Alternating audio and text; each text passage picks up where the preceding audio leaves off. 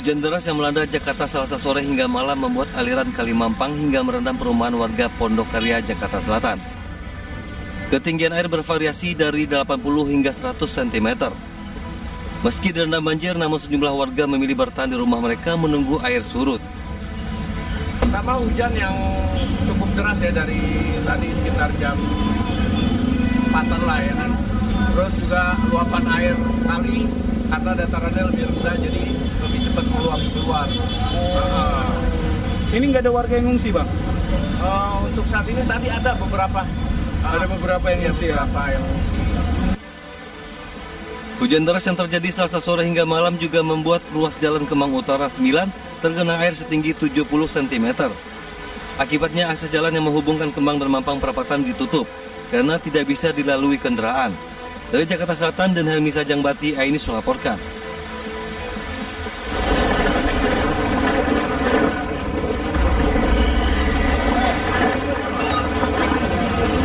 Kejar-kejaran mewarnai penangkapan seorang pria berinisial MP 29 tahun di komplek perumahan Jalan Borong Raya, Kecamatan Manggala, Kota Makassar.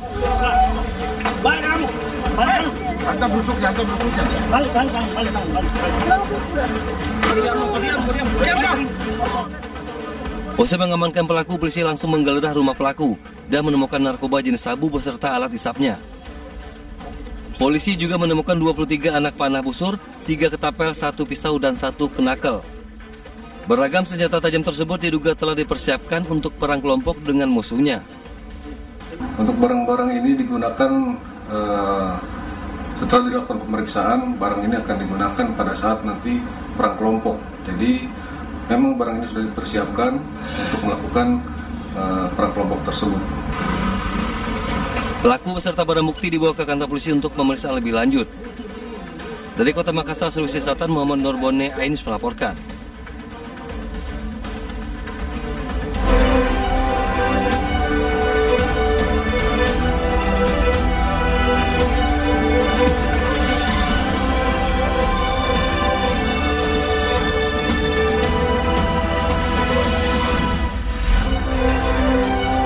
Diguyur hujan deras, sejumlah ruas jalan di Tangerang dan Lebak terendam banjir.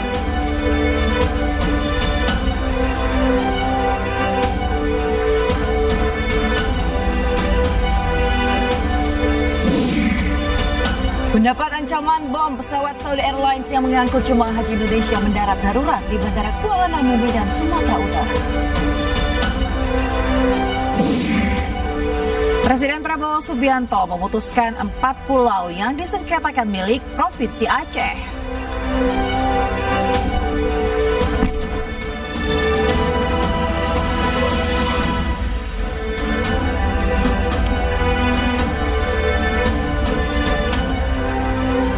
Halo, selamat pagi pemirsa. Ainis Pagi kembali hadir melengkapi informasi Anda pada pagi hari ini. Ya, selain 3 berita utama tadi pemirsa, sejumlah informasi menarik lainnya juga telah kami siapkan untuk Anda. Bersama saya Aya Nufus. Ya, dan saya Yasmin Atania. Pemirsa, inilah Ainis Pagi selengkapnya.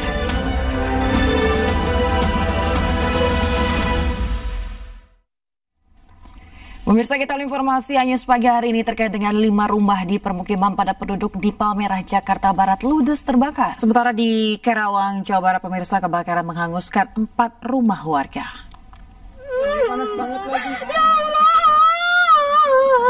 Ya Allah, kebakaran dekat rumah ya Allah. Asap tebal disertai kobaran api membakar 5 rumah di pemukiman padat penduduk di Jalan Tomang, Pulau Palmerah, Jakarta Barat. Akses yang sempit membuat petugas pemadam kebakaran alami kesulitan memadamkan kobaran api. Warga yang berada di lokasi berjibaku membantu petugas memadamkan api. Sebanyak 15 unit mobil pemadam kebakaran Jakarta Barat dikerahkan ke lokasi. Diduga kebakaran akibat korsleting listrik yang ada di salah satu atap rumah warga. Hingga kini unit reskrim dari Polsek Palmerah masih menyelidiki peristiwa kebakaran.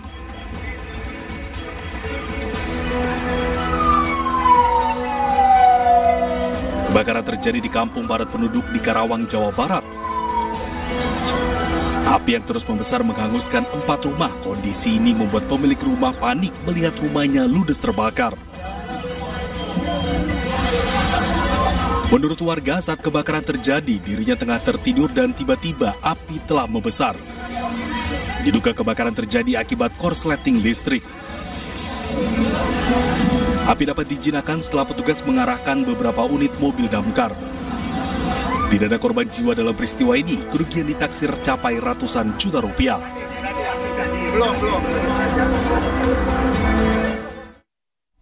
Pemirsa, Gunung Lewotobi laki-laki di Flores Timur, Nusa Tenggara Timur, Selasa sore kembali meletus dengan dentuman yang kuat, disertai hujan batu dan juga pasir. Kesini lagi itu di ujung. Masalah mobil hanya begini saja. Pemirsa, saat ini Gunung Lewotobi laki-laki berada pada status level 3 atau siaga. Warga di sekitar Gunung Lewotobi laki-laki dan pengunjung wisatawan diminta tidak melakukan aktivitas apapun dalam radius 6 km dari pusat erupsi gunung. Warga diminta waspada karena dapat terjadi potensi banjir lahar pada sungai-sungai yang berhulu di puncak gunung jika terjadi hujan dengan intensitas tinggi, terutama daerah Duli Pali, Padang Pasir, Nobo, Durapelen, Klatanlo, Hokeng Jaya, Boru, dan Nawakote. Warga yang terdampak hujan abu gunung diimbau memakai masker, menutup hidung mulut untuk menghindari bahaya abu vulkanik pada sistem pernafasan. Warga diimbau agar tenang dan mengikuti arahan Pemda serta tidak mempercayai isu-isu yang tidak jelas sumbernya.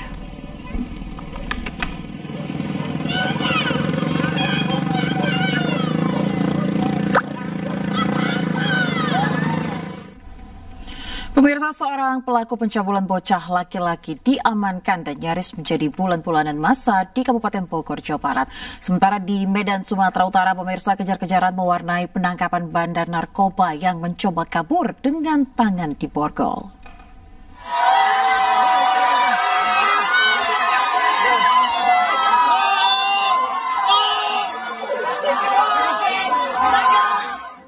Melihat pelaku pencabulan digiring polisi, ratusan warga yang emosi langsung memakinya.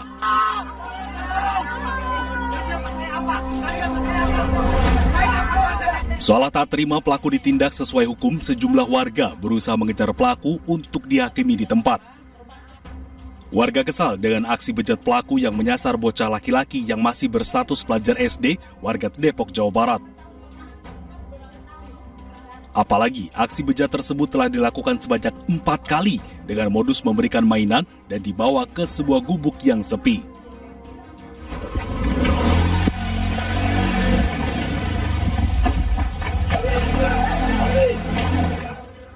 Di Medan, Sumatera Utara, aksi kejar-kejaran mewarnai penangkapan bandar narkoba di kawasan permukiman padat penduduk. Pelaku yang dalam kondisi telah diborgol tiba-tiba melarikan diri ke Jalan Brigjen Katamso, Gang Nasional Kota Medan. Pelaku akhirnya kembali tertangkap lantaran masuk ke gang buntu. Menurut polisi, pelaku merupakan target lama. Dari hasil penggeledahan, polisi menyita sejumlah paket narkotika jenis sabu siap edar yang rencananya akan dipasarkan di lokasi penggerebekan. Dari Depok, Jawa Barat dan Medan, Sumatera Utara, Tim Liputan iNews melaporkan. Pemirsa, Presiden Prabowo Subianto memutuskan 4 pulau yang disengketakan oleh Provinsi Aceh dan Provinsi Sumatera Utara masuk wilayah Aceh. Hal tersebut disampaikan Menteri Sekretaris Negara Prasetyo Hadi di Kompleks Istana Kepresidenan Jakarta Pusat.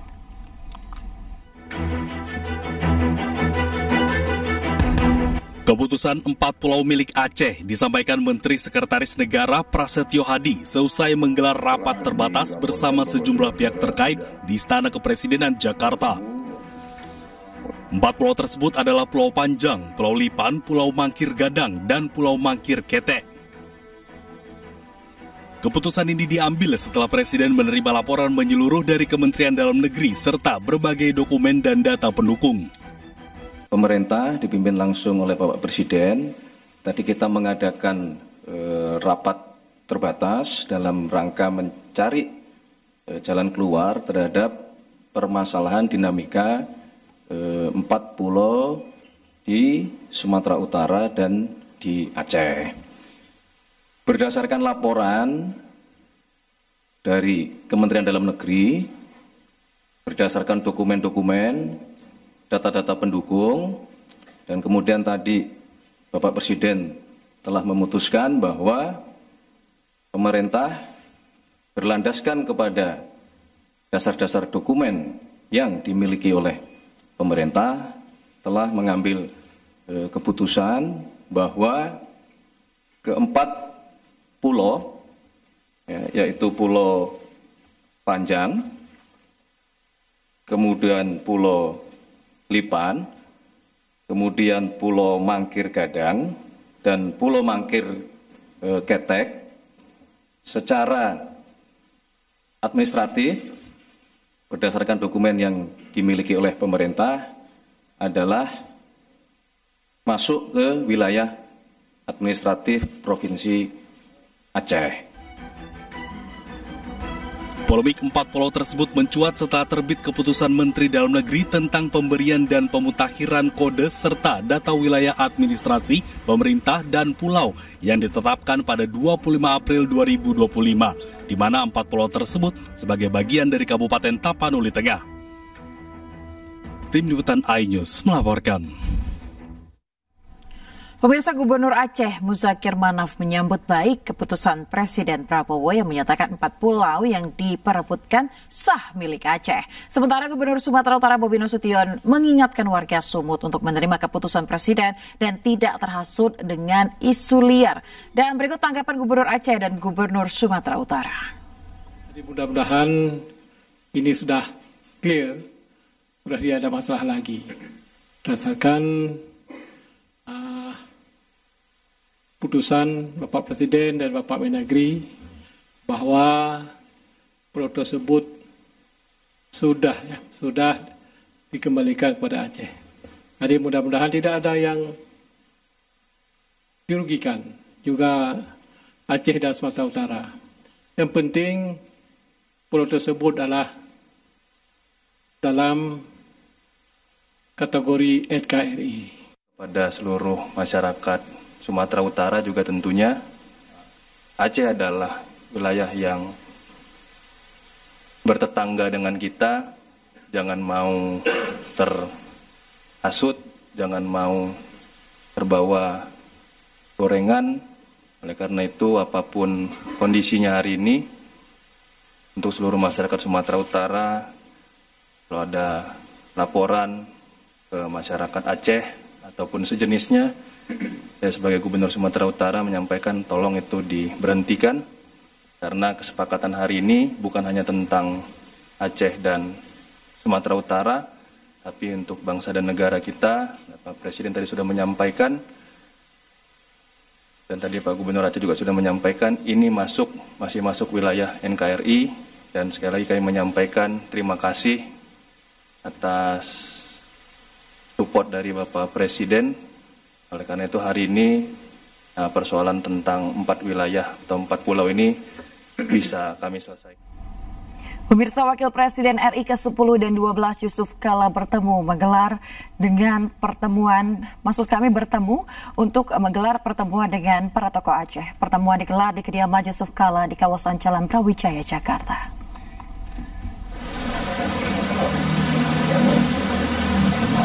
Kedatangan Wali Nanggro Aceh Tengku Malik Mahmud Al-Haitar disambut mantan Wakil Presiden RI Yusuf Kala. Hadir pula mantan Menteri SDM Sudirman Said. Dalam pertemuan ini, Wali Nanggro Aceh Malik Mahmud menyampaikan terima kasih kepada Presiden Prabowo Subianto karena telah memutuskan 4 pulau yang belakangan menjadi sengketa milik Aceh. Sementara terkait potensi mineral dan gas yang ada di 4 pulau, Malik Mahmud tidak mengetahuinya.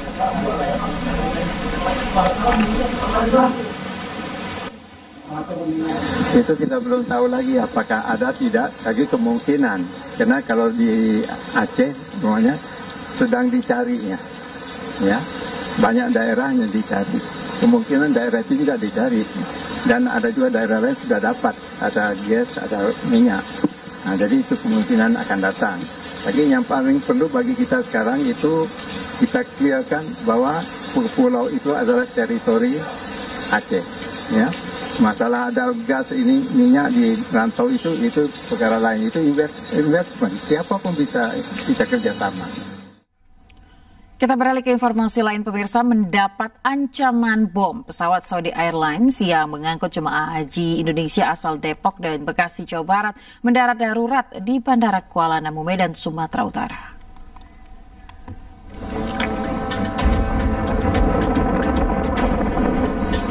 Pesawat Saudi Air SVA 5276 rute Jeddah Jakarta mendarat darurat di Bandara Kuala Namu, Medan, Sumatera Utara usai mendapat ancaman bom Selasa siang. Ancaman diterima pilot saat pesawat telah lepas landas dari Bandara Jeddah, Arab Saudi. Pesawat Saudi Airlines tujuan Jakarta ini mengangkut 442 jemaah haji asal Depok dan Bekasi. Penumpang pesawat terdiri dari 207 lelaki dan 235 perempuan serta 18 kru pesawat. Pihak kepolisian memastikan jika pesawat dinyatakan aman dari ancaman bom. Polisi juga masih melakukan penyelidikan terkait ancaman bom dengan berkoordinasi dengan pihak Jeddah. Saat ini posisi pesawat dinyatakan clear, baik dari kabin maupun dari barang-barang yang diangkut di pesawat. Dan kami masih lakukan pendalaman terhadap barang bawaan dari para jemaah haji yang berada di Jeddah. Sementara terkait dengan kronologis dan latar belakangnya masih kita dalami, karena ini masih dalam pendalaman dari informasi dari Jakarta dan Jeddah. Para penumpang sudah dievakuasi dan menginap di salah satu hotel di Deli Serdang.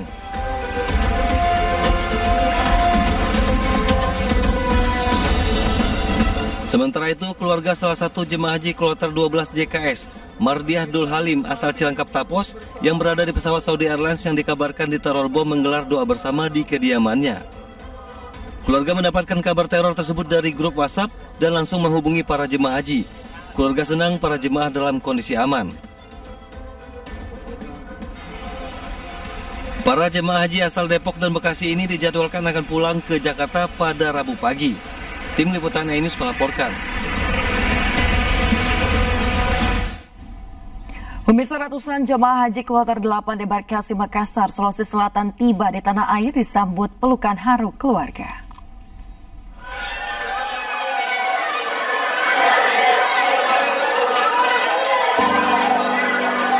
Tangis haru sanak keluarga menyambut kepulangan 391 jemaah haji kloter 8 debarkasi Makassar asal Kabupaten Bantaeng dan Bulukumba saat tiba di asrama haji Sudiang, Makassar, Sulawesi Selatan.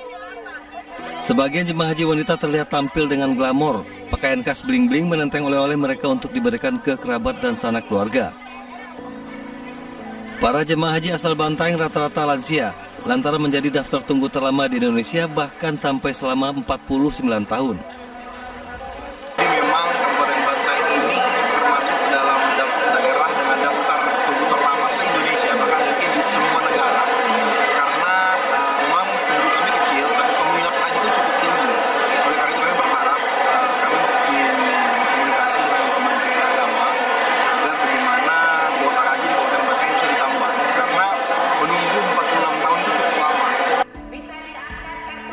Para jemaah haji Sulawesi Selatan pun berharap agar pemerintah khususnya Kemenak dapat menambah kuota haji, mengingat antusias masyarakat untuk melaksanakan rukun Islam yang kelima sangat besar.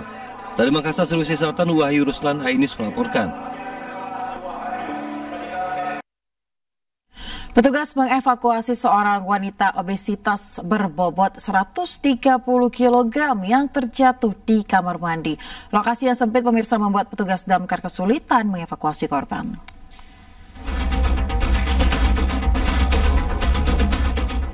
Petugas damkar dan penyelamatan kota Jambi ini terpaksa memindahkan barang-barang di dalam rumah warga Kelurahan Pematang Sulur, Kecamatan Telanai Pura, Kota Jambi.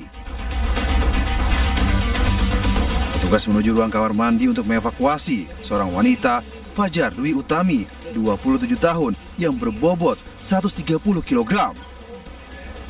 Wanita ini tidak bisa berdiri usai buang air kecil di kamar mandi. 15 petugas damkar akhirnya berhasil mengevakuasi wanita obesitas tersebut dari dalam kamar mandi.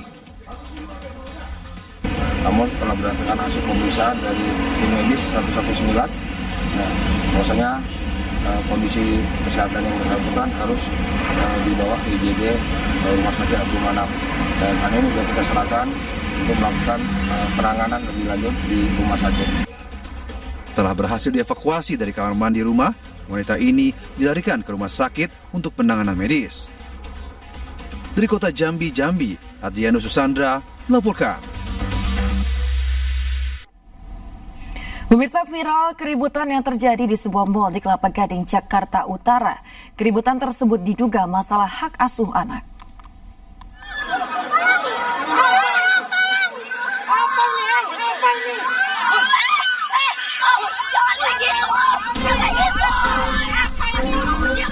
Keributan terjadi antara sejumlah pria di salah satu mal di kawasan Kelapa Gading, Jakarta Utara. Seorang pria memeluk anak berusia 2 tahun dan berusaha mempertahankannya. Sementara seorang wanita dibantu beberapa pria berupaya melepaskannya. Pasca kejadian itu, korban langsung melaporkan para pelaku dalam kasus pengeroyokan. Dari hasil pemeriksaan diduga keributan itu terjadi karena masalah hak asuh anak. Mantan istri korban awalnya meminta bertemu dan ingin membawa anaknya, namun ditolak korban. Pada akhirnya keributan terjadi di dalam area mal itu.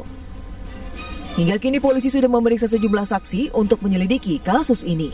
Dari Jakarta, Sofyan Firdaus, iNews melaporkan.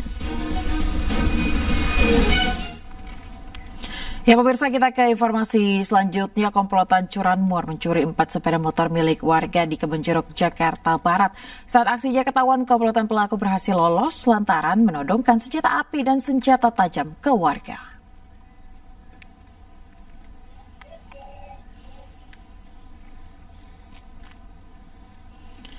Para pencuri motor ini pemirsa beraksi di permukiman warga di Jalan Haji Domang, Kebonjeruk, Jakarta Barat menjelang subuh. 4 pelaku menggasak 4 sepeda motor yang terparkir di dalam dan di luar rumah. Para pelaku beraksi menodongkan senjata tajam dan senjata api, sehingga membuat warga tak berani mendekat. Namun 1 sepeda motor berhasil diamankan warga. Warga telah melaporkan pencurian sepeda motor ini ke Polsek Kebonjeruk, sementara polisi masih melakukan penyelidikan.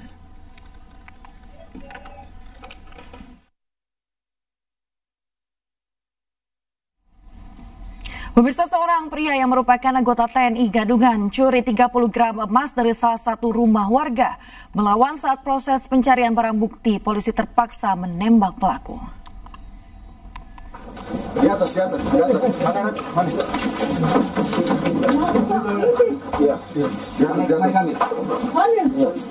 Tim Jatandras Satreskrim Polres Goa berhasil meringkus seorang pria residivis kasus pencurian di rumahnya di Kota Makassar, Sulawesi Selatan.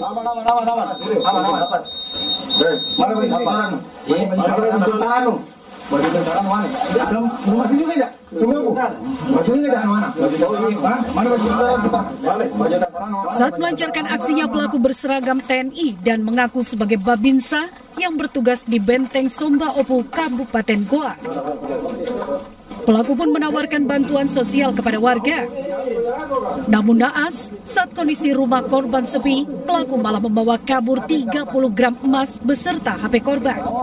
Modusnya pelaku ini mendatangi korban dan berpura-pura menyamar sebagai anggota TNI, yaitu Babinsa. Sehingga pelaku menyampaikan kepada korban bahwa akan ada dilakukan pendataan di Armet, pendataan untuk menerima bansos. Ketika dilakukan pencarian barang bukti, pelaku sempat melawan hingga polisi terpaksa melumpuhkan dengan tembakan.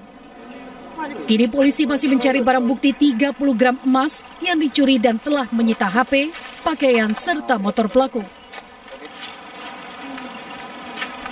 Akibat perbuatannya, pelaku dijerat dengan pasal 363 tentang pencurian dengan pemberatan dengan ancaman hukuman 7 tahun penjara.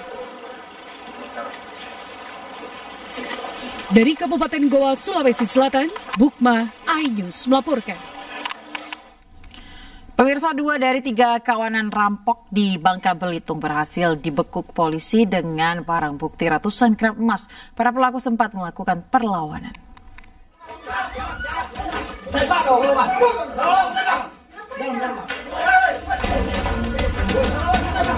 Seorang kawanan rampok dibekuk tim Kelambit Satreskrim Polres Bangka Belitung di salah satu rumah warga yang dijadikan tempat persembunyian kawasan Kecamatan Belinyu. Pelaku sempat melakukan perlawanan saat akan diborgol. iNews pagi, pemirsa, ratusan rumah di pemukiman padat penduduk Gang Langgar, Petogokan, Kebayoran Baru, Jakarta Selatan terendam banjir.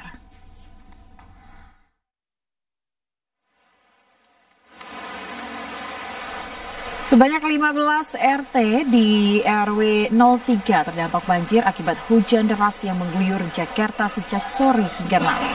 Ketinggian banjir setinggi 50 cm hingga 1,5 meter.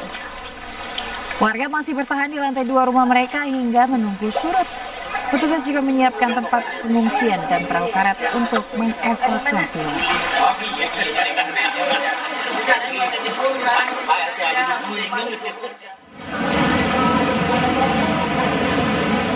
Sementara itu, ratusan kendaraan terjebak macet dari arah Kebayoran Lama, Jakarta Selatan menuju Ciledug, Kota Tangerang, Banten akibat persimpangan jalan di kawasan Swadharma Ulu Jami terendam banjir. Ruas jalan terendam luapan kali keuangan akibat hujan deras sejak Selasa sore hingga malam. Para pengendara memilih mematikan mesin kendaraan sambil menunggu banjir surut agar bisa melintas. Setelah terendam selama hampir 6 jam, banjir di ruas jalan ini telah surut dan arus lalu lintas kembali normal.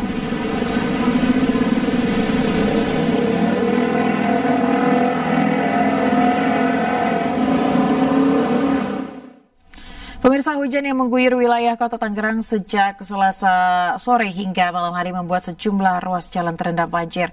Banjir juga merendam jalan protokol di Kota Rangkas Bitung, Kabupaten Lebak, Banten akibat hujan lebat.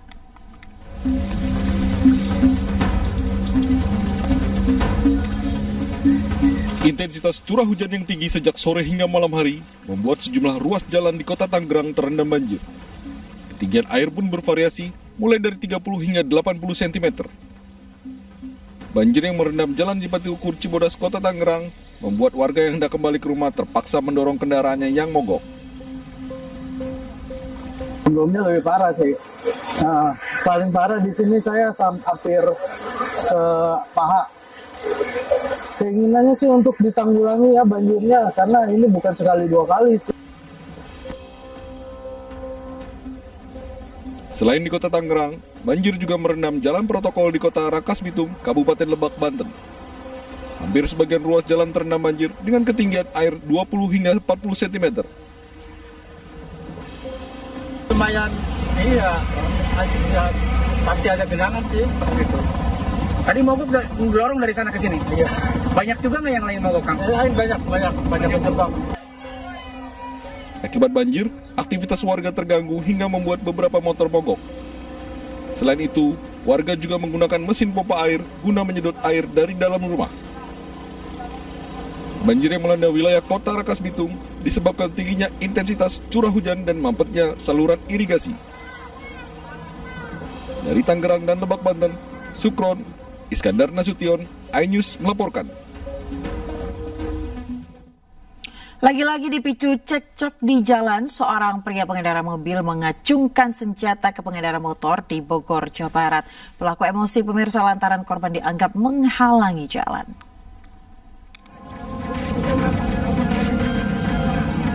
Seorang pria pengendara mobil mengacungkan senjata api jenis airsoft gun ke pengendara sepeda motor di Jalan Soleh Iskandar, Bogor, Jawa Barat. Polisi yang tiba di lokasi langsung meringkus pengendara mobil yang menodongkan senjata. Sebelum mengacungkan senjata, pria asal Jakarta ini cekcok dan adu mulut dengan pengendara motor. Pelaku mengaku tak terima korban menghalangi jalan. Posisi dari driver ini mengacungkan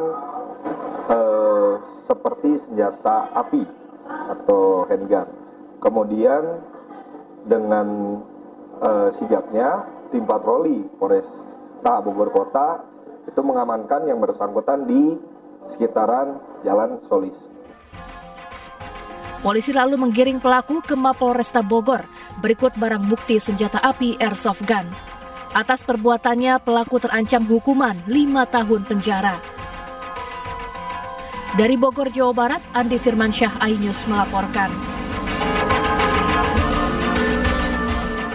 Diduga akibat keracunan, pemirsa, 2 pekerja cuci mobil meninggal dunia dan 3 pekerja lainnya dirawat di rumah sakit setelah mencuci bagian dalam tangki sebuah truk di Sidoarjo, Jawa Timur. Polisi masih menyelidiki penyebab kematian korban.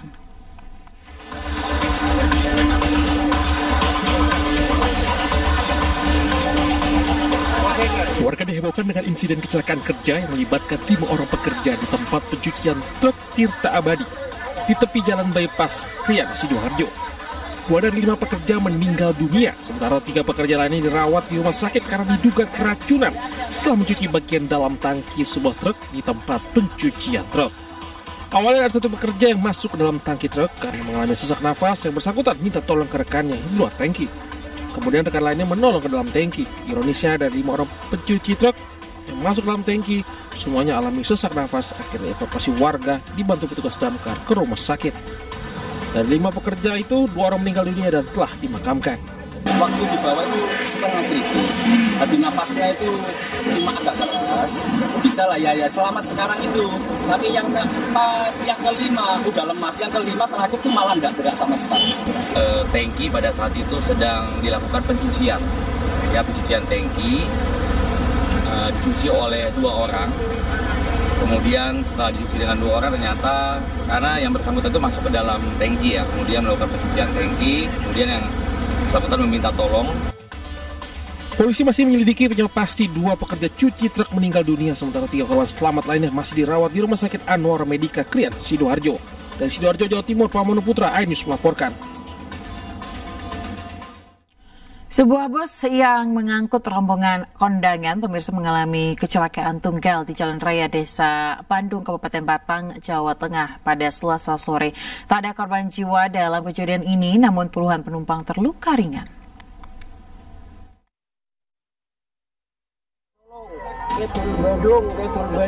Bus terperosok ke parit dan terbalik di Jalan Raya Pecalungan, Batang, Jawa Tengah.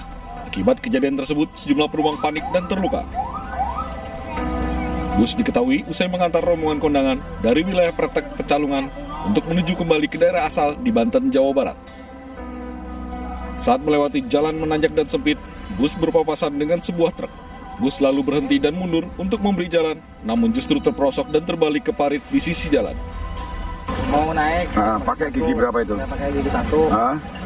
Berpapasan di atas. Sama apa itu? Sama truk. Setelah itu nggak kuat, mundur, tapi di belakangnya ada apa itu? Ya, mobil Avanza. Ada Avanza. Terus jenengan mengambil kiri tapi nggak tahu ada selokan ini. Satlantas Polres Batang telah melakukan olah TKP dan mencatat keterangan saksi. Tugas sudah mengevakuasi kendaraan dan mengamankan lokasi kecelakaan. Dari Batang, Jawa Tengah, Suryono Soekarno, iNews melaporkan. Pemirsa, warga Banjarmasin, Kalimantan Selatan yang baru membeli rumah dikejutkan dengan keberadaan seorang bocah perempuan di gudang rumahnya. Diduga korban dianiaya, ditelantarkan, dan ditinggalkan ayahnya hingga tubuhnya lemas.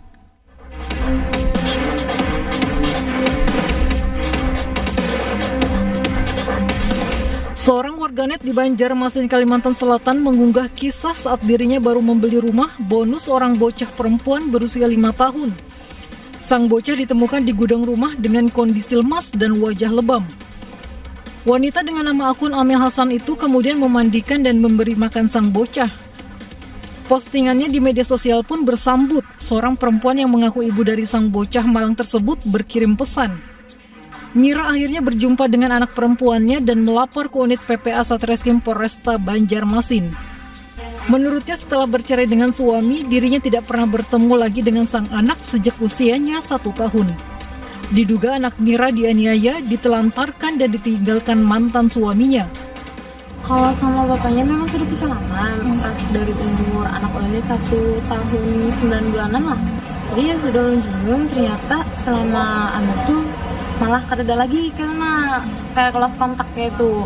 Pas kontak langsung, jadi cari anak ini karena dapat nomor lagi. Aparat Polresta Banjarmasin melakukan penyelidikan kasus ini. Dari Banjarmasin, Kalimantan Selatan, Suhardian melaporkan.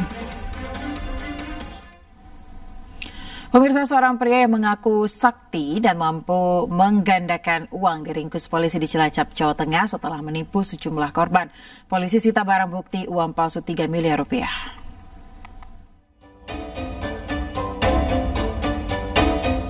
Satuan Reserse Polresta Cilacap dan Polsek Roya Cilacap, Jawa Tengah menangkap seorang pria Parubaya berinisial EP setelah diduga menipu dengan modus penggandaan uang. Polisi juga mengamankan uang palsu sebanyak 3 miliar rupiah yang disimpan di koper. Dalam aksinya, pelaku memperdaya korban dengan iming-iming menggandakan uang dengan syarat korban menyerahkan sejumlah uang. Aksi penipuan EP terbongkar ketika seorang warga Palembang menyerahkan uang asli sebesar 180 juta rupiah, namun uang hasil penggandaan sebesar 280 juta rupiah ternyata palsu. Kepada polisi, pelaku mengaku mendapatkan uang palsu dari Yogyakarta. Kemudian tidak lama setelah menyerahkan, yang bersangkutan bergegas pergi. Ya, begitu melihat ada kejanggalan dari hal tersebut, istrinya kemudian bersama korban memeriksa uang tersebut. Begitu dibuka, 4 lembar temukan atas pertama itu uang asli. Ya, kemudian di bawahnya ternyata uang palsu. Untuk mempertanggungjawabkan perbuatannya, tersangka dijerat Undang-Undang tentang Mata Uang serta pasal tentang penipuan dengan ancaman hukuman paling lama 10 tahun dan denda 10 miliar rupiah. Dari Cilacap, Jawa Tengah, Heri Susanto, iNews melaporkan. Diduga ijazah Presiden ke-7 Republik Indonesia Jokowi merupakan ijazah yang dicetak ulang pada 2012. Informasi selengkapnya sesaat lagi, pemirsa, tetaplah bersama kami.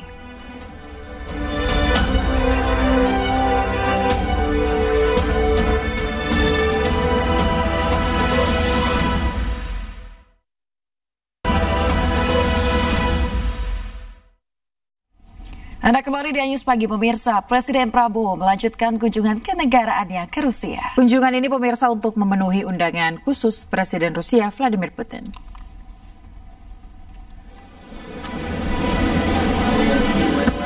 Presiden Prabowo berangkat dari Pangkalan Udara Praya Lebar Airbase Senin malam waktu setempat. Keberangkatan Prabowo dilepas oleh Menteri Luar Negeri Singapura Vivian Balakrishnan. Dari Singapura, Presiden Prabowo berkunjung ke Rusia untuk memenuhi undangan khusus dari Presiden Rusia Vladimir Putin. Selain itu, di Rusia, Prabowo juga akan menjadi pembicara utama St. Petersburg International Economic Forum 2025. Kalau tidak salah, undangan itu dikirim sekitar bulan Februari kepada Pak Prabowo. Waktu itu ada 2 undangan sebenarnya. Yang pertama adalah undangan menghadiri Victory Day di bulan Mei yang lalu. Kemudian yang kedua adalah undangan mengikuti St. Petersburg Economic Forum ini dengan berbagai perkembangan dan dinamika dan pertimbangan. Beliau memutuskan untuk hadir yang St. Petersburg, dan dari pihak Rusia sendiri memanfaatkan ini untuk kunjungan. Kunjungan ke Rusia untuk memperkuat kerjasama dan kemitraan komprehensif antara Indonesia dan Rusia. Tim Liputan iNews melaporkan. Pemirsa, sebelum berangkat ke Rusia, Presiden Prabowo melakukan kunjungan kenegaraan di Singapura. Diplomasi bunga anggrek mewarnai pertemuan antara pemimpin kedua negara tersebut.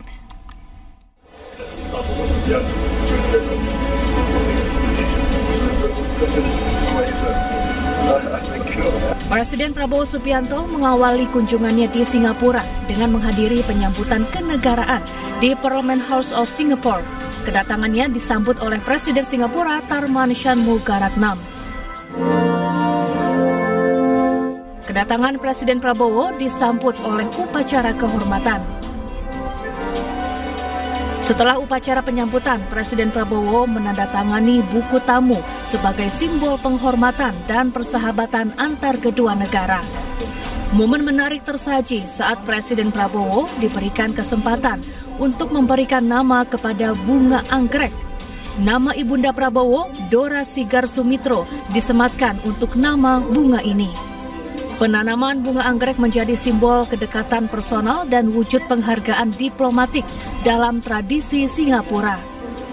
Dalam acara berikutnya yaitu Leaders Retreat yang digelar di Parliament House of Singapore, Presiden Prabowo akui akan mencontoh sejumlah kebijakan di Singapura. Salah satunya adalah perumahan murah. The low-cost housing for all citizens of Singapore, which we are going to continue the initiatives of President SBY and President Joko Widodo. We're going full speed ahead. I am proud to say that I've got reports that we will be building 1 million apartments, low-cost housing this year. Selain itu, Presiden Prabowo Subianto juga menghadiri jamuan santap siang kenegaraan yang digelar oleh Presiden Singapura. Dalam pertemuan ini, kedua negara sepakat untuk memperkuat kerjasama di berbagai bidang, salah satunya pertahanan. Ke informasi lain, pemirsa, politisi senior PDI Perjuangan Bambang Suryadi alias Bitor Suryadi menyebut Andi Wijayanto, mantan Gubernur Lemhanas sekaligus elit PDIP, pernah melihat langsung dokumen ijazah Jokowi yang kini diragukan keasliannya.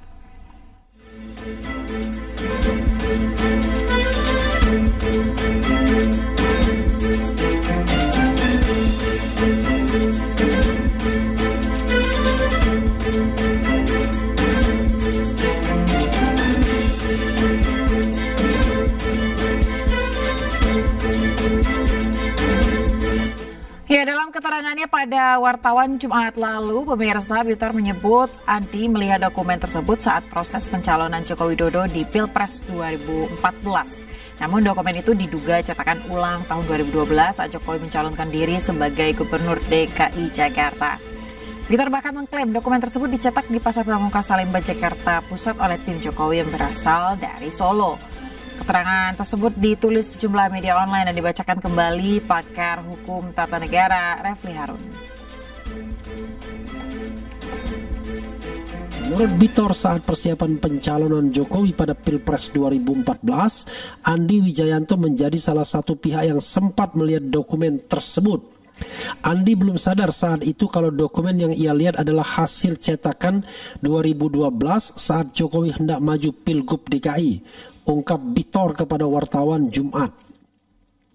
Lebih mengejutkan lagi, Bitor mengungkap bahwa dokumen tersebut dibuat di Pasar Pramuka, Jakarta oleh tim inti Jokowi yang dibawa langsung dari Solo. Tim tersebut terdiri dari David, Anggit, dan Widodo yang kemudian bergabung dengan kader PDIP DKI seperti Dani Iskandar, Indra, dan Yulianto. Untuk melengkapi kekurangan berkas pendaftaran Jokowi ke KPUD DKI, mereka turun ke Pasar Pojok Pramuka, ujar Bitor. Nama Widodo disebut sebagai aktor utama pembuat dokumen tersebut yang kini disebut-sebut menghilang sejak Bambang Tri, penulis buku kontroversial, membeberkan dugaan pemalsuan ijazah Jokowi ke publik. Widodo tidak bisa lagi dilacak, tapi keterangan dari Dani Iskandar sangat kuat bahwa proses pembuatan dokumen palsu itu terjadi di sana, tambah Bitor. Andi Wijayanto sendiri menurut Bitor sempat terkejut saat mengetahui foto di semua ijazah Jokowi identik dan seragam. Padahal seharusnya berbeda untuk tiap jenjang pendidikan. Andi harus berani bicara bahwa dia pernah melihat dokumen itu. Jika tidak, ini jadi beban sejarah, ujarnya tegas. Pemirsa, pakar telematika Roy Suryo mengkritik pernyataan pengacara Jokowi yang menyebut jika ijazah Presiden ke-7 ditunjukkan akan membuat chaos atau kegaduhan. Menurut Roy, pengacara Jokowi seperti aksi Sri Mulat yang lontarkan pernyataan dengan logika terbalik.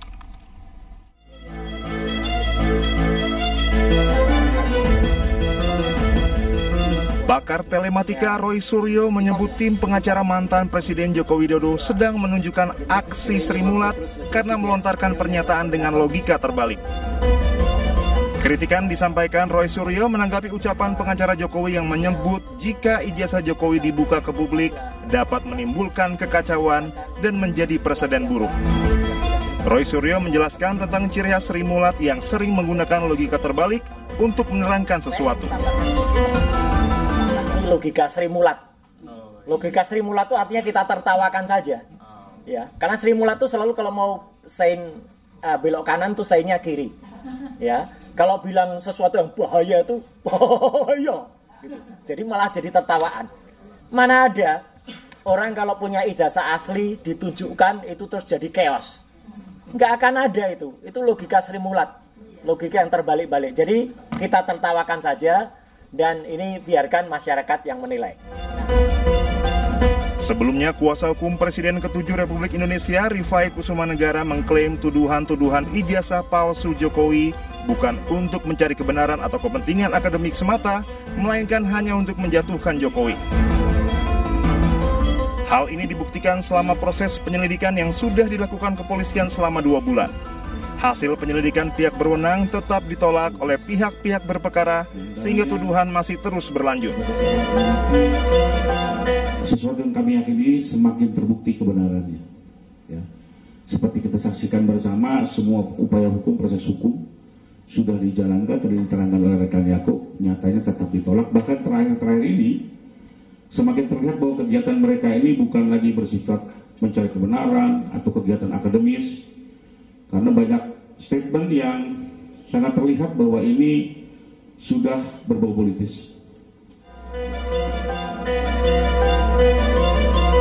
Rifai juga meminta pihak Polda Metro Jaya mengambil langkah tegas menyelesaikan laporan lain yang masuk untuk segera diputuskan apakah masuk ke tahap penyidikan atau dihentikan.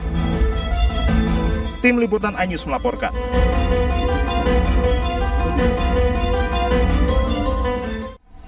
Sementara itu, pengacara Jokowi Yakub Hasibuan menilai permintaan kasus ijazah Jokowi ini naik penyidikan bentuk kriminalisasi.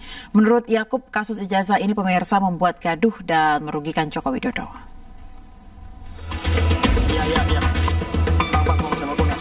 Kuasa hukum Presiden ke-7 RI Joko Widodo Yakub Hasibuan menanggapi desakan agar kasus ijazah Joko Widodo naik penyidikan. Menurut Yakub, permintaan itu merupakan bentuk kriminalisasi. Sebab menurutnya kasus ijazah Jokowi sudah selesai setelah Barreskrim Polri menyatakan ijazah Presiden ke-9 RI tersebut asli. Kok dihentikan, Pak? Ini tidak boleh dihentikan di penyelidikan, harusnya dilanjuti ke tingkat penyidikan. Inilah yang menurut kami adalah upaya-upaya kriminalisasi terhadap Pak Jokowi. Bayangkan saja, Mbak, suatu hal yang bukan merupakan tindak pidana mau mencoba dipaksakan untuk naik ke penyidikan, sehingga seakan-akan itu adalah tindak pidana. Sehingga kami juga meminta pihak-pihak yang masih mencoba untuk melakukan hal ini, mengkriminalisasi klien kami untuk menghentikan hal tersebut. Yakub Hasibuan juga menjelaskan desakan agar kasus ijazah Jokowi naik penyidikan ini menyesatkan dan membuat gaduh di masyarakat. Selain itu, menurut Yakub, Jokowi dirugikan atas tudingan ijazah palsu tersebut. Tim Liputan iNews melaporkan. Pemirsa, kuasa hukum Tom Lembong, Ari Yusuf walk out dari persidangan dugaan korupsi impor gula yang digelar di PN Jakarta Pusat lantaran mantan Menteri Badan Usaha Milik Negara Rini Sumarno tidak hadir dan hanya membaca keterangan dari Rini Sumarno yang telah diambil dalam BAP.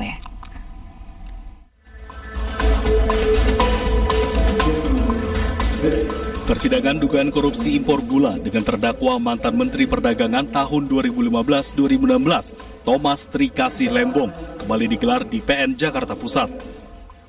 Tetapi di tengah persidangan, kuasa hukum Tom Lembong, Ari Yusuf, walk out dari persidangan usai JPU yang dijadwalkan akan menghadirkan mantan Menteri Badan Usaha Milik Negara, Rini Sumarno, tidak dapat hadir. JPU meminta keterangan dari Rini Sumarno yang telah diambil dalam BAP harus tetap dibacakan sebelum mendengarkan keterangan ahli. Namun, kuasa hukum Tom Lembong menolak keras dan keberatan lantaran menurutnya keterangan saksi harus didengarkan secara langsung agar seimbang dan sesuai dengan pasal 185 KUHP. Diketahui mantan Menteri BUMN tersebut tidak menghadiri persidangan untuk menjadi saksi setelah dipanggil selama 4 kali dengan alasan ada acara keluarga. Atas hal ini, kuasa hukum Tom Lembong, Ari Yusuf dan timnya memutuskan walk out dari sidang dan tidak mendengarkan keterangan saksi yang dibacakan oleh jaksa penuntut umum. Ya, saksi fakta yang diminta oleh jaksa penuntut umum tidak hadir di persidangan. Sesuai dengan pasal 185 KUHP dinyatakan bahwa keterangan saksi itu sah ketika disampaikan di persidangan. Ya, jadi keterangan saksi itu bukan yang di BAP, tapi yang disampaikan di persidangan. Itu tentunya ada filosofinya. Kenapa? Karena di situ ada proses eksaminasi, ada proses tanya jawab di sana. Kita sama-sama tahulah bahwa proses di penyidikan kadang-kadang orang dalam kondisi tertekan, kondisi ketakutan, nggak didamping penasihat hukum, jawabnya iya-iya aja sesuai dengan keinginan penyidik. Nah, tapi di persidangan dia bebas. Di situ ada jaksa, ada pengacara, ada hakim bisa bertanya. Nah, jadi kalau saksi tidak dihadirkan di persidangan, hanya dibacakan, ini bahaya sekali. Menurut Lembong, hal ini terkesan janggal dan tidak adil sehingga dirinya meminta keadilan dari majelis hakim untuk diberikan perlakuan yang sama. Kami tidak diberikan pilihan. Majelis hakim mengkabulkan permohonan penuntut untuk melakukan tindakan sangat tidak lazim ini. Ya, kami hanya minta perlakuan yang setara. Ya, jadi kalau penuntut diperbolehkan mendatangkan kesaksian-kesaksian tertulis yang katanya disumpah, ya kan, dan katanya saksinya berhalangan dan alasan berhalangan itu sah, ya kami diberikan kesempatan yang sama. Ya, lucunya juga, apa alasan saksi Ibu Menteri BUMN saat itu Ibu Rini berhalangan hadir adalah sedang ada acara keluarga di Jawa Tengah sehingga tidak bisa hadir pada persidangan hari ini. Ya. Dari Jakarta, Dilami Aulia Laksana, Dede Rudi, iNews melaporkan. Pemirsa, Kejaksaan Agung menyita uang 11,8 triliun rupiah yang dikembalikan 5 entitas korporasi di bawah Wilmar Group. Uang ini merupakan hasil dari tindak pidana korupsi pemberian fasilitas ekspor minyak sawit mentah 2022.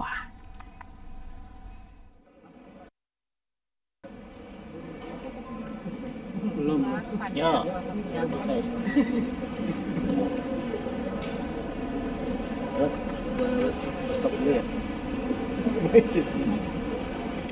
Dalam konferensi pers yang digelar Selasa siang, Kejaksaan Agung memperlihatkan gunungan uang hasil kerugian negara yang dikembalikan oleh para terdakwa korporasi Wilmar Group. Penyitaan ini dilakukan untuk pemeriksaan tingkat kasasi dan dilakukan berdasar izin Ketua Pengadilan Negeri Jakarta Pusat. Uang sitaan tersebut kemudian disimpan di rekening penampungan Jampitsus. Kini kasus tersebut masih dalam kasasi karena dalam putusan sebelumnya majelis hakim memutuskan onslang atau lepas para terdakwa.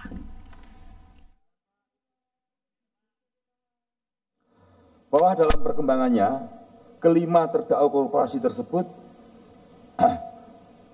beberapa saat yang lalu mengembalikan sejumlah uang kerugian negara yang ditimbulkan, total seluruhnya seperti kerugian yang telah terjadi, yaitu 11.880.351.609 rupiah. Uang tersebut sekarang kami simpan di rekening penampungan lain, di RPL Jaksa Agung Muda Tindak Pidana Khusus pada Bank Mandiri. Bahwa selanjutnya terhadap jumlah uang yang telah dikembalikan tersebut, penuntut umum telah melakukan penyitaan berdasarkan penetapan izin penyitaan dari Ketua Pengadilan Negeri Jakarta Pusat nomor 40-pit-sus-datar-tpk-2025 PN Jakarta Pusat. Penyitaan tersebut dilakukan pada tingkat penuntutan dengan mendasarkan ketentuan pasal 39 ayat 1 huruf A junto pasal 38 ayat 1 KUHP untuk kepentingan pemeriksaan di tingkat kasasi. Sementara itu pemirsa, tersangka kasus perintangan penyidikan dan penuntutan kasus ekspor CPO timah dan kasus importasi gula Marcella Santoso menyampaikan permintaan maaf karena telah membuat sejumlah konten dan juga narasi negatif terhadap institusi Kejaksaan Agung. Video permintaan maaf Marcella ditayangkan dalam konferensi pers yang digelar Kejagung Selasa siang.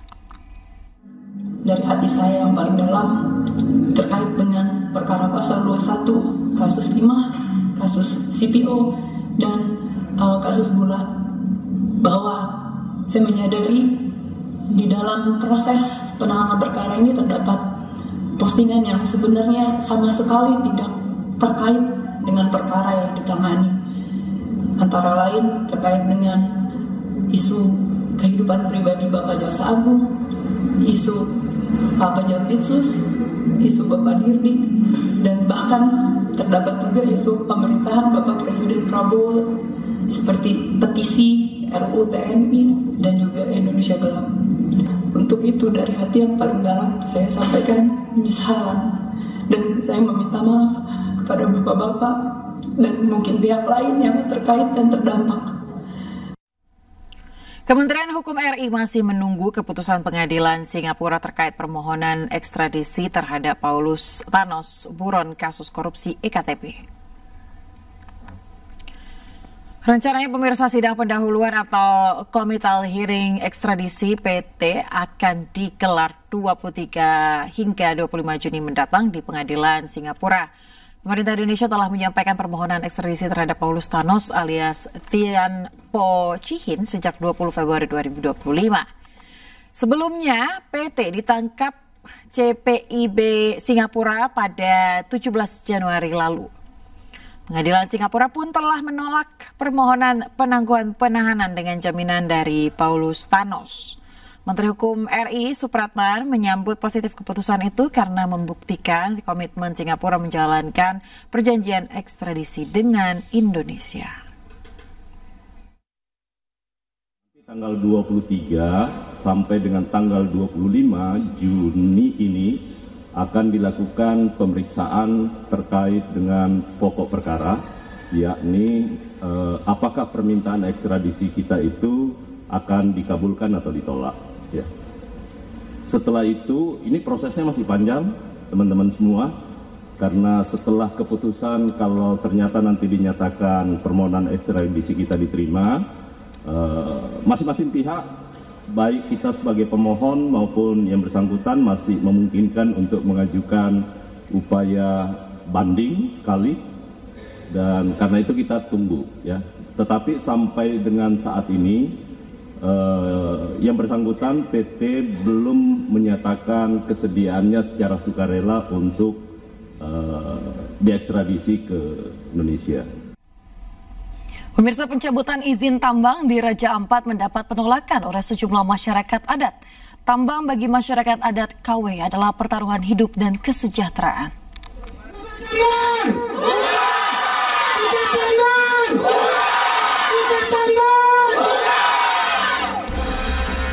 Pencabutan izin tambang mendapat berbagai respon. Sejumlah masyarakat setuju namun sebagian lagi menolak karena alasan kesejahteraan dan lapangan pekerjaan. 4 marga adat menolak keputusan pencabutan izin tambang. Sejak Agustus 2023, sebuah perusahaan tambang nikel di Kawai beroperasi dengan janji pembangunan dan prioritas pekerja lokal. Demikian kami dengan adanya pencabutan izin tambang ini kami rasa kecewa karena sebelum perusahaan tambang ini jalan, kami masyarakat tidak rasakan apa yang kami rasakan. Kami punya tanah sendiri, tapi sesudah tambang ini berjalan, dibilang kami memang sudah rasa senang karena kami sudah rasa dijamin oleh perusahaan. Warga yang geram juga menutup Pulau Wayak, destinasi ikonik, sebagai bentuk perlawanan. Di antara gugusan Raja Ampat yang dipuja karena lautnya, Pulau Kawai menyimpan sebuah konflik yang tak terdengar. Bukan karena kerusakan, tapi karena harapan yang diregulasi. Sebelumnya pada 10 Juni 2025, pemerintah mencabut 4 izin usaha tambang nikel di Kabupaten Raja Ampat, usai ditemukan pelanggaran lingkungan dan juga masuk ke dalam kawasan geopark. Pemerintah telah mencabut 4 IUP di Raja Ampat. Jadi ditanya apa alasannya? Alasannya adalah pertama memang secara lingkungan, yang kedua adalah memang secara teknis setelah kami melihat ini sebagian masuk di kawasan geopark. Pemerintah daerah pun berjanji meninjau ulang pencabutan izin dan mendengarkan semua pihak demi kesejahteraan masyarakat Raja Ampat.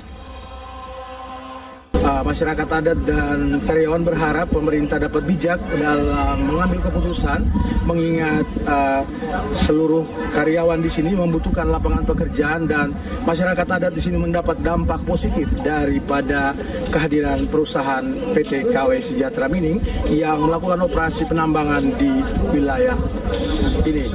Dari Pulau KWI Raja Ampat, Chandri Suripati, iNews memberitakan.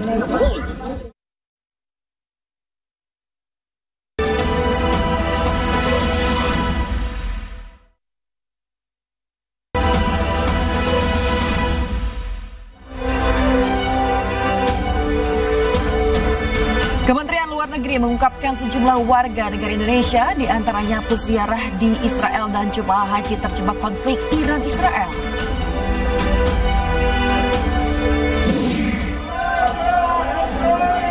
Angkatan Darat Iran menembak jatuh jet tempur F-35 Israel serta melancarkan serangan ke gedung markas Badan Intelijen Mossad. Israel terus melancarkan serangan udara ke jalur Gaza. Sedikitnya 50 warga tewas saat antre bantuan.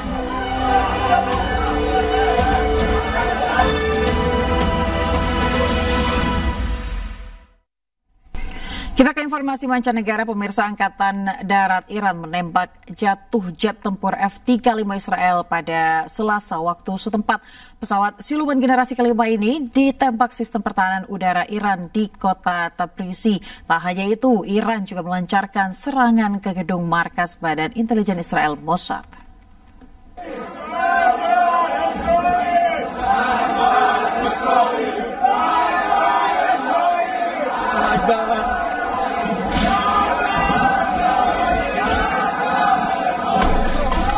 Warga Iran bersorak menyaksikan detik-detik jatuhnya jet tempur Iran yang ditembak oleh sistem pertahanan udara Iran.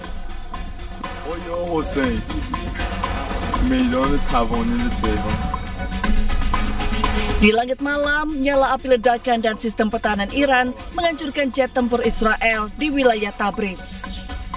Iran telah menembak total 5 pesawat tempur milik Israel. Laporan dari Mer News Agency menyatakan pesawat tempur berjenis F-35 milik Israel telah ditembak jatuh di wilayah Tabriz. Pilot jet tempur itu terekam kamera menyelamatkan diri lompat dari kokpit pesawat. Kejadian ini berawal saat jet tempur F-35 Israel dicegat oleh Bafar 373 Iran, yaitu sistem rudal permukaan ke udara. Sistem pertahanan udara itu dirancang untuk menembak pesawat, rudal jelajah, dan rudal balistik musuh.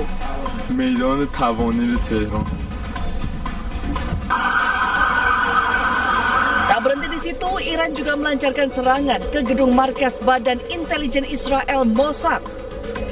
Gedung yang berada di pesisir Herzliya dekat Tel Aviv itu dilaporkan dihantam rudal Iran. Belum ada laporan dampak kerusakan dari serangan tersebut. Pemirsa, serangan udara Zionis ke Iran mengalami kegagalan hingga berbalik arah menghantam wilayah Israel. Insiden ini terjadi saat serangan rudal hipersonik Iran menyerang sejumlah titik di Israel.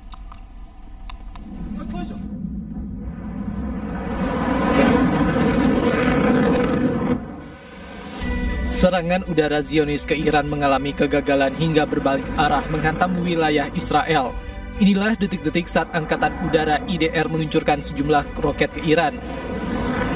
Namun ada satu roket yang berbalik arah dan menghantam peluncurnya sendiri. Insiden ini terjadi saat serangan rudal hipersonik Iran menyerang sejumlah titik di Israel. Teheran mengklaim telah meluncurkan taktik baru sehingga mampu membingungkan sistem pertahanan Israel.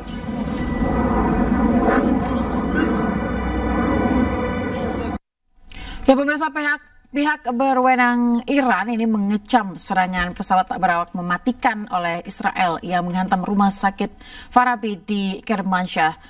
Sementara warga Israel marah pemirsa pada pemerintahnya karena bunker yang mereka miliki berhasil ditembus oleh rudal balistik Iran.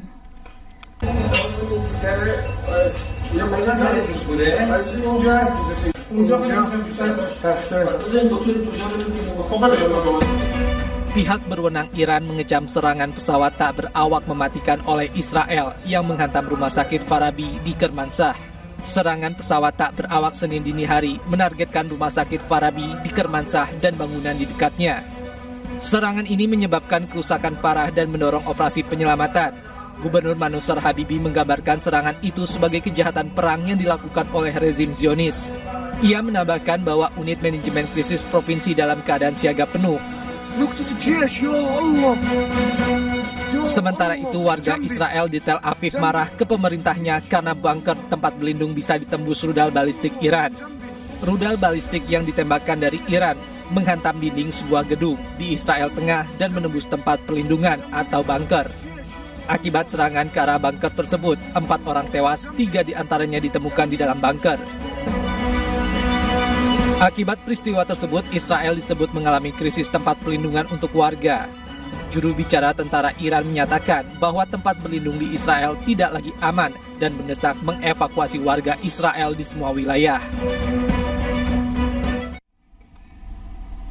Pemirsa, Presiden Amerika Serikat Donald Trump mendesak Israel dan Iran menghentikan perang yang sudah terjadi beberapa hari terakhir.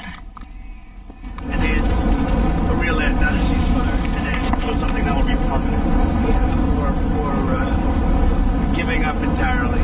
Is that okay too? Are you close there? Is that possible? Is that possible in the next 24? Why not? Certainly possible. Complete. Kementerian Luar Negeri mengungkapkan sejumlah warga negara Indonesia terjebak konflik Iran-Israel, pemirsa, di mana WNI yang terjebak diantaranya peziarah di Israel dan jemaah haji.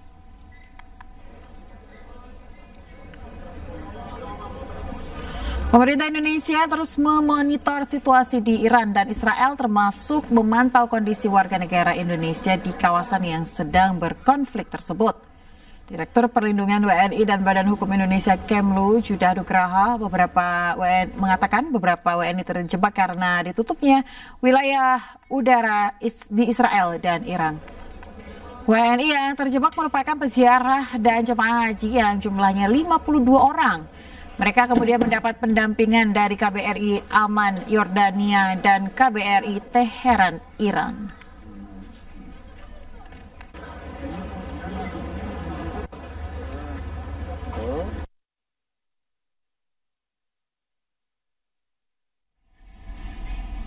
Sementara itu, pemirsa, melalui Kedutaan Besar Republik Islam Iran di Indonesia, pemerintah menegaskan Iran berada pada posisi membela diri terkait konflik dengan Israel. Selain itu, pemerintah Iran juga akan menjamin keselamatan warga negara Indonesia yang berada di Iran dan akan mempermudah proses evakuasi yang diperlukan. جنایت حمله به اماکن غیر نظامی و مردم بی‌دفاع در نیمه شب شد و به مراکز مسکونی، ساختمان‌های دولتی، زیرساخت‌های دفاعی، ترابری و تأسیسات هسته‌ای در شهرهای مختلف کشور حمله کرد و خساراتی وارد کرد. پاسخ ایران هماهنگ و همسو با حملات رژیم صهیونیستی بوده است. یعنی شب اول که رژیم صهیونیستی به تأسیسات نظامی ما حمله کرد، فردای اون روز و همان شب جمهوری اسلامی ایران به تأسیسات نظامی رژیم صهیونیستی حمله کرد و از فردا که به تأسیسات اقتصادی حمله ور شد، جمهوری اسلامی ایران همسوی با او به تأسیسات اقتصادی رژیم صهیونیستی. راجب اتباع اندونزیایی، تا اونجایی که من میدونم تعدادی اتباع اندونزیایی در ایران هستند که سفارت شما در تهران به خوبی با اینا ارتباط داره، براشون کانال‌های ارتباطی در مواقع خطر تعریف کرده، مثل شما تلفن‌های خاص و غیر و ذالک. دولت ایران به خوبی داره از سفارت حمایت میکنه و هر لحظه که بخوان اینها رو از ایران خارج بکنن یا ضرورت تشخیص بدن یا خودشون بخوان برن، دولت ایران این آمادگی رو داره که این رو براشون تسهیل بکنه و در این رابطه کنه. Akibat serangan udara Israel yang terus berlanjut, pemirsa, ribuan kendaraan mengungsi dari ibu kota Iran, Teheran, dan menyebabkan kemacetan parah.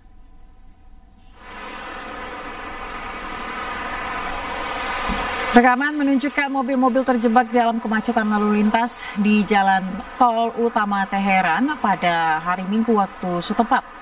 Penduduk Teheran mengungsi untuk mencari perlindungan di daerah perdesaan atau provinsi tetangga pasca ibu kota dalam keadaan siaga tinggi.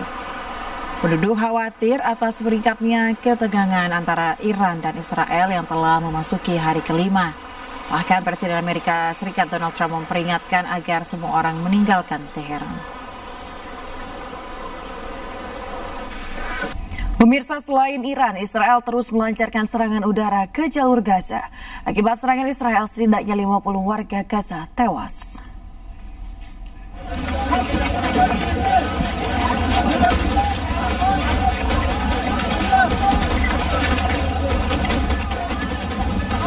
Kepanikan terjadi saat serangan udara Israel membombardir barisan warga Gaza yang tengah mengantri bantuan kemanusiaan di Khan Younis, Gaza Selatan. Israel lagi-lagi menggunakan bantuan makanan sebagai jebakan mematikan bagi warga Gaza yang tengah menderita kelaparan akut setelah 3 bulan Israel memblokade bantuan kemanusiaan ke Gaza. Akibat serangan udara Israel, warga Gaza dilarikan ke rumah sakit.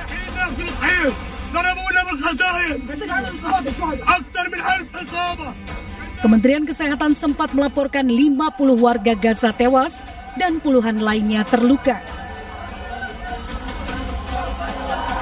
Selain menderita kelaparan di Gaza, infrastruktur rumah sakit di Gaza juga hancur sehingga mengakibatkan pelayanan bagi warga terluka akibat perang semakin mengkhawatirkan. Pemirsa, Ratna Ghali bersama beberapa artis lainnya mengikuti Global March to Gaza. Namun kondisi di lapangan yang tidak memungkinkan membuat kegiatan tersebut batal terrealisasi.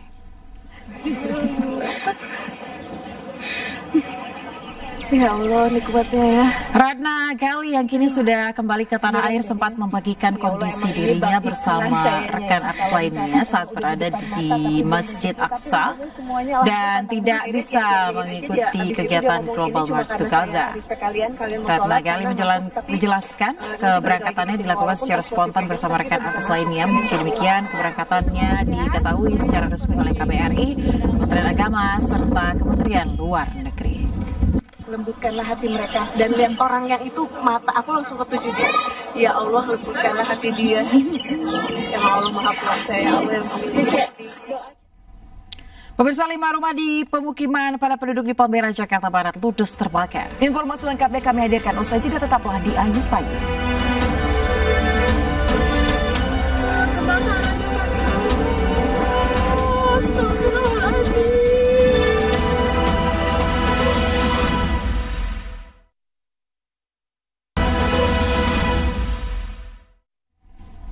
Anda kembali di Anjus Pagi, pemirsa. 5 rumah di permukiman padat penduduk di Palmera, Jakarta Barat ludes terbakar. Sementara di Karawang, Jawa Barat, pemirsa, kebakaran menghanguskan 4 rumah warga. Panas banget lagi. Ya Allah, ya Allah, kebakaran dekat rumah, ya Allah. Asap tebal disertai kobaran api membakar 5 rumah di pemukiman padat penduduk di Jalan Tomang, Pulau Palmera, Jakarta Barat. Akses yang sempit membuat petugas pemadam kebakaran alami kesulitan memadamkan kobaran api. Warga yang berada di lokasi berjibaku membantu petugas memadamkan api. Sebanyak 15 unit mobil pemadam kebakaran Jakarta Barat dikerahkan ke lokasi. Diduga kebakaran akibat korsleting listrik yang ada di salah satu atap rumah warga. Hingga kini, unit reskrim dari Polsek Palmerah masih menyelidiki peristiwa kebakaran.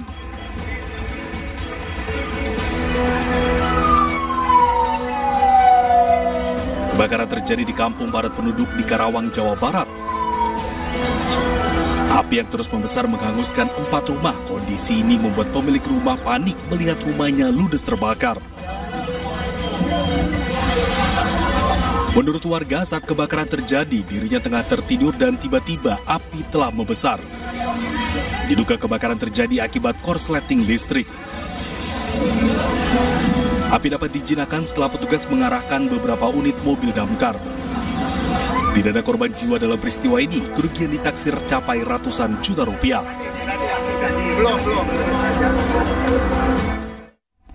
Pemirsa, mendapat ancaman bom pesawat Saudi Airlines yang mengangkut jemaah haji Indonesia asal Depok dan Bekasi, Jawa Barat mendarat darurat di Bandara Kuala Namu, Medan, Sumatera Utara.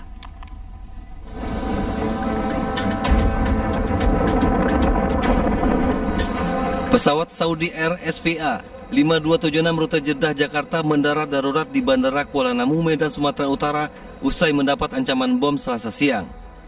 Ancaman diterima pilot saat pesawat telah lepas landas dari Bandara Jeddah, Arab Saudi. Pesawat Saudi Airlines tujuan Jakarta ini mengangkut 442 jemaah haji asal Depok dan Bekasi. Penumpang pesawat terdiri dari 207 lelaki dan 235 perempuan serta 18 kru pesawat. Pihak kepolisian memastikan jika pesawat dinyatakan aman dari ancaman bom. Polisi juga masih melakukan penyelidikan terkait ancaman bom dengan berkoordinasi dengan pihak Jeddah. Saat ini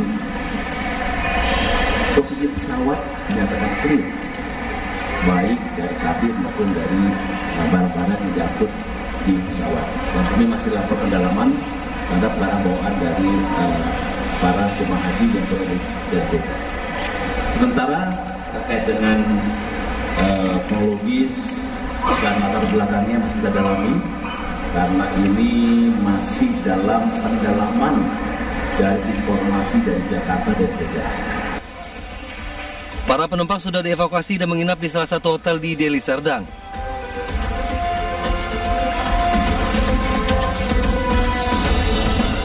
Sementara itu, keluarga salah satu jemaah haji kloter 12 JKS, Mardiah Dul Halim asal Cilangkap Tapos, yang berada di pesawat Saudi Airlines yang dikabarkan diteror bom menggelar doa bersama di kediamannya. Keluarga mendapatkan kabar teror tersebut dari grup WhatsApp dan langsung menghubungi para jemaah haji. Keluarga senang para jemaah dalam kondisi aman. Para jemaah haji asal Depok dan Bekasi ini dijadwalkan akan pulang ke Jakarta pada Rabu pagi. Tim Liputan iNews melaporkan.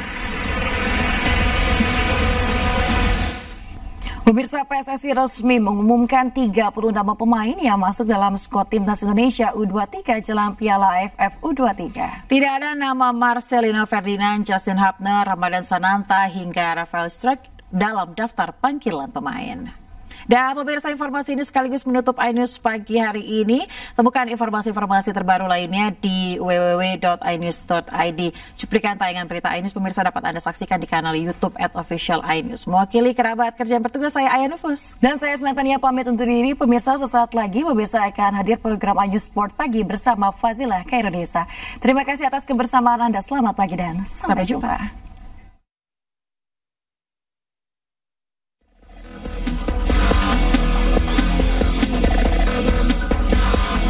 PSSI resmi mengumumkan 30 nama pemain yang dipanggil masuk dalam skuad Timnas Indonesia U23 jelang laga Piala AFF U23.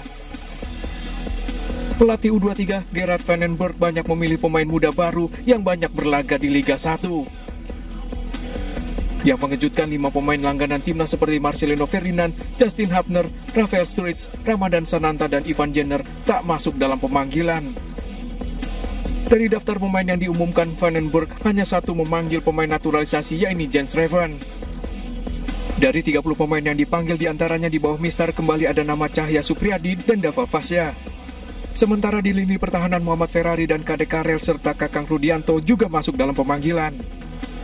Di sektor gelandang, nama Robi Darwis, Doni Tripamungkas, dan Arkan Fikri masih menjadi andalan. Sementara di lini depan, Hoki Caraka dan Jens Reven masuk di antara 7 pemain yang dipanggil.